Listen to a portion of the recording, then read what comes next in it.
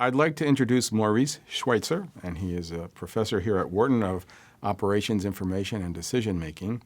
And his co-author of this research paper, Jeremy Yip, and he is a research scholar here at Wharton. And they're going to talk about a very intriguing, I think, paper that they've just completed, and it's called Mad and Misleading: Incidental Anger Promotes Deception, which is not something you read about in a research paper every day. Matter of fact, you'll tell us how this is the first time this particular topic has been looked at. But it is intriguing, and it's about how emotions influence ethical behavior or the potential influence of anger on deception. And you look at the workplace in particular, which is especially relevant to our viewers. So please, one of you, describe in brief terms the overview of that research. Sure, I'm happy to. So our work establishes this link between feeling angry and deceiving others. Deception is a common behavior that occurs in organizations and poses a significant challenge in a variety of interpersonal interactions. For example, in job interviews, candidates may provide misleading statements in order to create a positive impression. Or in negotiations, negotiators will lie about their bottom line in order to claim more value. And so what we investigated here was whether incidental anger that's triggered by an unrelated situation, can promote the use of deception. And what we found was that people who feel angry are more likely to lie to others.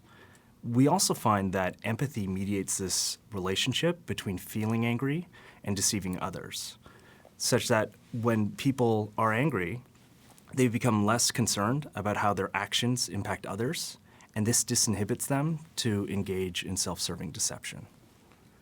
So one of the interesting ideas that I think I picked up reading the study was that it's not as if someone did something to you and you're mad at them and now you have an incentive to be deceptive about something. It's some other free-floating anger from over here that gets transferred to another situation. Is that right? Yeah, so that's a really important point. So what we study is what's called incidental anger. So anger that's triggered by some unrelated event. So you might have had an argument with your spouse, and then you have a meeting at work. Or you might have had a disagreement with one partner, and then you end up meeting with a different partner. If the situation is completely unrelated, that anger should not influence our behavior, but we find that it actually does. So what turns out to be important is that here this anger bleeds into this unrelated situation, and we become more likely to engage in deception just because we were angry before, and that anger still influences and guides our behavior. Why does it lead to deception and not just, being hostile or well, maybe you're also hostile, but what is it that about anger that leads to that behavior? Well, what's interesting is that we found is that the anger, as Jeremy was explaining before, disinhibits us. We become less empathetic. So we care less about other people in general. And we're now more free or liberated to pursue our self-interest. So it's really a self-interested behavior. And across our studies, we find that when people feel anger, they're really less concerned about other people. And they're not interested in retaliation or just randomly harming other people. It's really just a diminished concern for others, and the pursuit of self-interest now just gets carried away. And it's no longer checked by our empathy for others. That's how we usually operate. When we're feeling angry, we just care less about others, and what we find is that now anger becomes the deception becomes much more likely to occur. So being angry makes you more egocentric in a way and less sensitive? Absolutely. That's okay. Well, that's interesting. What were the key takeaways from the study, Jeremy, in your view, or at least the main ones? In our investigation, we focused on self-serving deception. These are lies that advantage the liar at the expense of a target.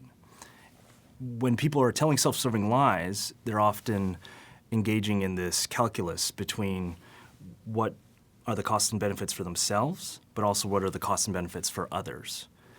What we find is that anger influences these calculations, where angry people become more focused on themselves or the benefits to themselves, and they discount the harm that they may cause others, and that leads them to engage in deception.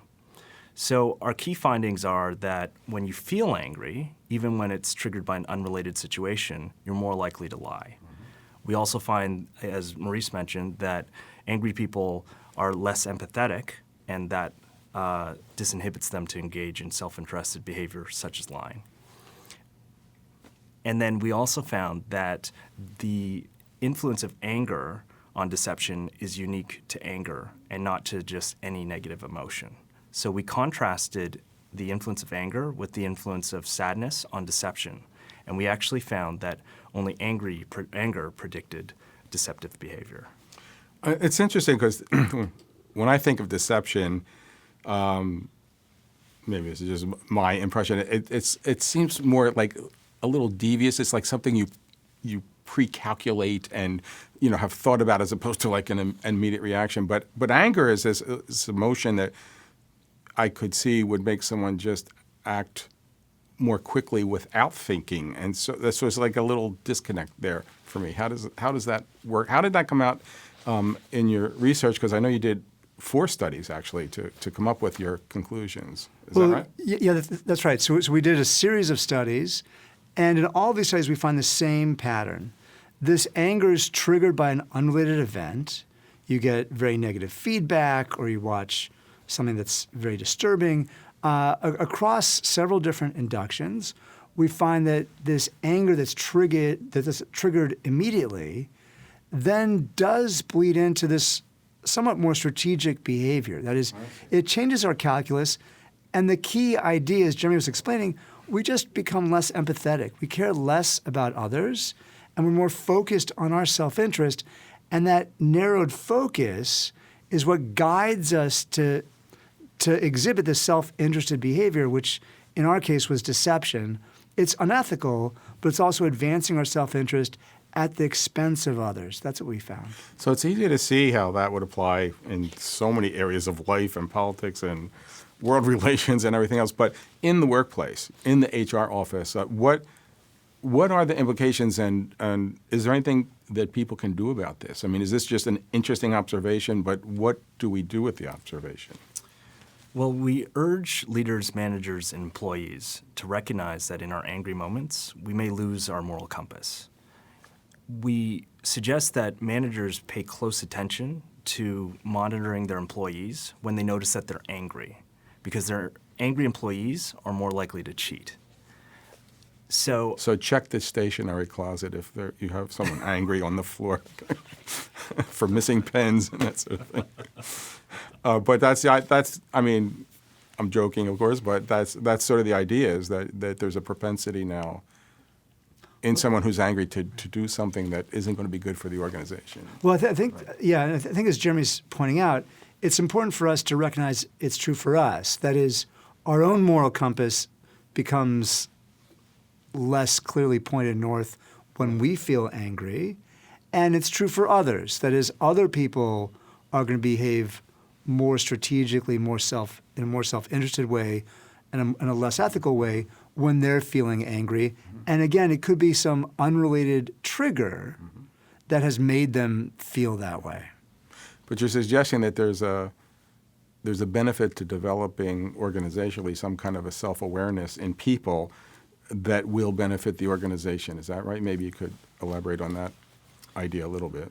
Right. So I think the goal is to make people themselves aware, employees themselves aware of their inclinations when they are feeling angry.